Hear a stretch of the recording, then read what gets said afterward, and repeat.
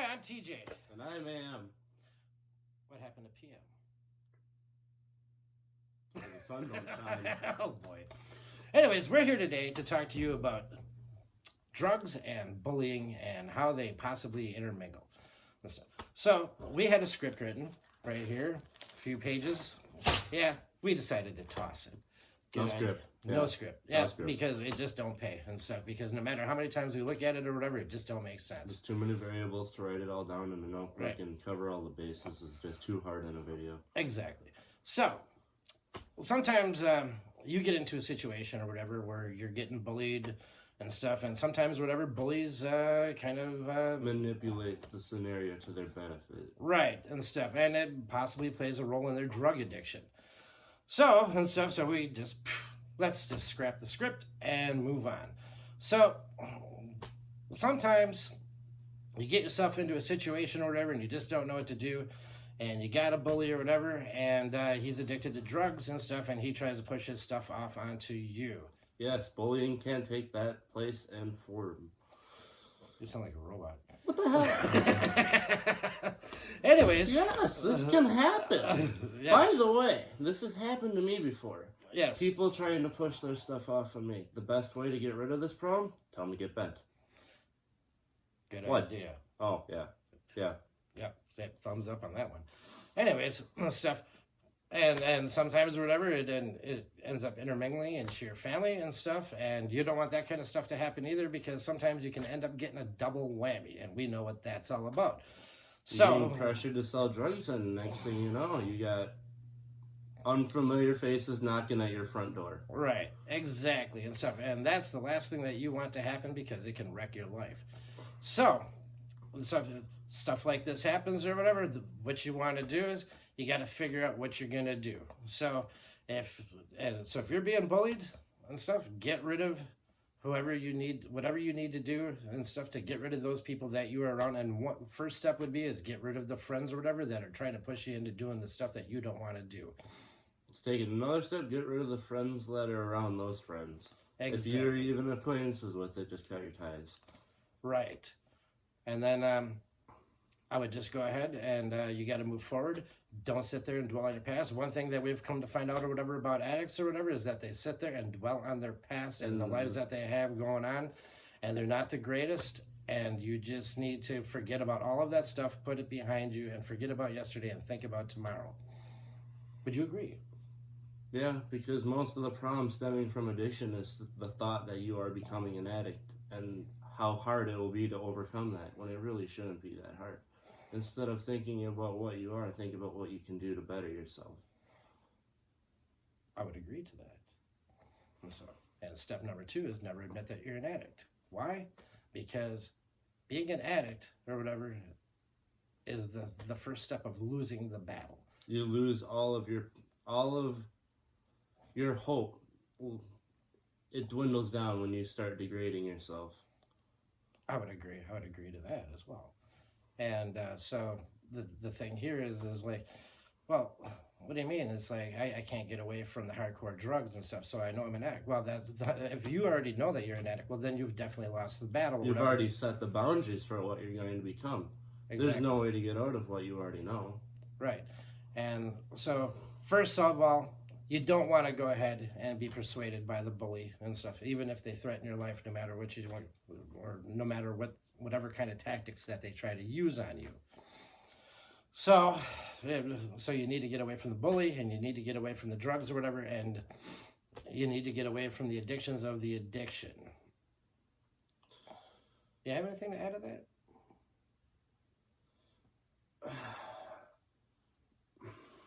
There's a lot of things you can add to that, but how do you, between the societal standpoint of being surrounded by those people, you're kind of putting yourself in a predicament as it is. So all I can really say is cut your ties, and you'll be at a much better point to move on from there. Right, and don't think about suicide, because suicide is not the answer to the problem. Yeah, so in many cases, stress builds up, and you start thinking about ways to get out of things that you're not out of situations that you're not quite sure of, and ultimately a lot of people make the same mistake of taking their life instead of bettering it. Right. And the problem that we have here is that with the system that's set up in the United States here or whatever, is that all they do is they read black and white and stuff. And believe me, you end up getting tagged by the police or whatever, they don't care. It's not their problem. You're a criminal, that's what they think. Right. That's what they care about, because that's what they can tag you for. Exactly. And they're not going to care about what happens to you. They're not going to care about what happens to your family. So the last thing you want to do is become a victim of being victimized by somebody else. In essence, do not cave in. Right. You have to be headstrong, and you got to push forward, and even if you got to move away or do whatever you got to do to get out of the situation that this person is trying to put you in, you just need to move forward and get out of that dilemma that you've gotten yourself into, because you are going to end up in jail because of somebody else that put you into the position that you don't want to be in. And I think that's pretty much all I really have to say about this. How about you? I'd say we've covered the topic fairly well. All right, and we have more things. But I would add, if you share a classroom or you're in a work environment with this person, I'd do whatever you can to isolate yourself from them. Try and go out of your way to separate yourself, because pressure can be caused even by the simplest thing as eye contact, and you really want to think about it that way. But these people are staring at you, you know they're going to come talk to you, and if you look back at them, of course they're going to make the initiative. And they are going to try to cut you down any way possible to get you to do what they want you to do, because the only thing that they care about is themselves. Now, we'll be doing more videos, and this is our first video, so me and him are a little nervous about today. Yeah, my speaking is not of the greatest, so... Yeah, and we decided to just kind of go ahead and do our first video on Spare the Moment, and it's like when we tried doing script, and the script just didn't work. So you go ahead, you take care of yourselves, you push forward, forget about yesterday, move on for tomorrow, and think about how you can better yourself and how to get away from these people that are trying to pressure you into doing things that you don't want to do. And we know that it's not just about drugs and stuff like that or whatever, but this is just a prime example of things that happen to people. We understand that... with bullying happens in many different ways. Kids in schools, kids go in and they shoot up schools because they're not given the help that they need. Right, exactly. And they don't know where to turn to, and they get pissed off at society, and they go in and they turn their backs on everybody and take them all out. Yeah, or make the best attempt at it they can. Yeah, and then they end up costing their own lives because of something like this happens to them. When instead they could have just tried to make their lives better by thinking of what they could have been doing instead of dwelling. Right, because depression, and I think that's when depression kind of sets in. Yeah, when you're not out there trying to do new things to take your mind off of it. Even a simple walk outside for 5 minutes can really change a lot about how you're feeling in a given day. Yeah, I would agree with that and stuff. Now we live out in the country, so it's like for us or whatever to get away, it's pretty easy to do, just to be able to walk outside. But, there's thousands upon thousands, hundreds of thousands of people or whatever that run into this case scenario that live in the big cities, Yeah. And the thing is it's hard to enjoy the outdoors or whatever when you have everything surrounded around you. And I know what it's like in the big city. And, I've seen what it's like. I've seen 20 kids fight over a bag of chips with knives. And, and it's scary. But that's because of what they've been given down in those areas. And it's not good.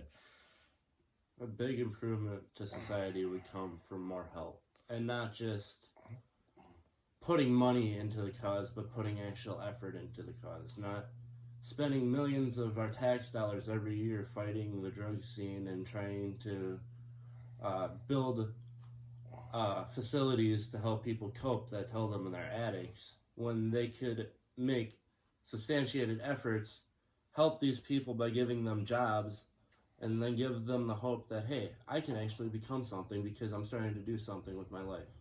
All it takes is the first step. It's just that the first step is always the hardest one to take. Well, that's what Portugal did, but we will cover that in the next video and how they dealt with the addiction in their country and with what they did.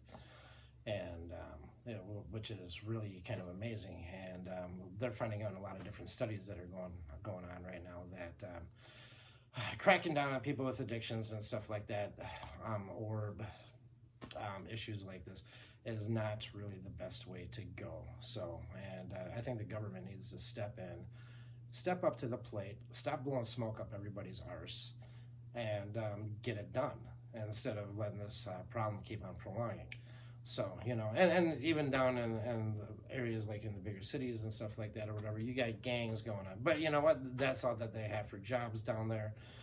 And because the big companies don't want to move in either, as far as that goes, because there's way too much crime. And all that leads to is an exponential failure of the system. Right, exactly. So for now, we are going to sign off, and we will go ahead and talk about our next video that we're going to do, and we will talk about drugs in the next video, I think, and how things could be changed in this country if we could actually get something put together.